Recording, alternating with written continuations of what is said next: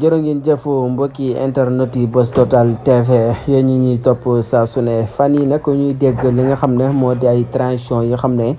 def nañ ko kii di Ousmane Sonko ñu bëree bëri ñu ko jege woon lool. timit mu jàppale loon lool mën na na sax ba nu am seen ay ndombal tànka moo xam ay maire lan wala ay député seenu amuk maire wala député googee askan wi ñu si bëri bëri daal bu ñu xoolee nee nañ kii di président Ousmane Sonko jàppale na leen sa lool mu si mel ne ko ku ñu nemmee ko kii di Barthélémy Dias moom mi nekk maire wu Ndakaaru askan wi ñu si bëri bëri patriote nee nañ sudul woon ak Ousmane Sonko pour mu gagné li nga xam ne moo di maire yi Ndakaaru dina ko jafe trop ak yeneen trahison yi xam ne def nañ ko mu di Khalifa Sall fan yii yëpp ñuy dégg ay trahison yoo xam ne kii di président Ousmane Sonko moom las ko defal loolee nag taxul askan wi ñoom ba tey ña ngay jàpp fan yii jàpp mu di patriote yi ñoom nag ñuy xam le seen leader bii rek képp ku mu àndal kookee rek moom moo koy war waaye nag kii di président Ousmane Sonko du yàgg rek ba mu trahison kenn loolee nag loolu la askan wi amu kóolute si ñoom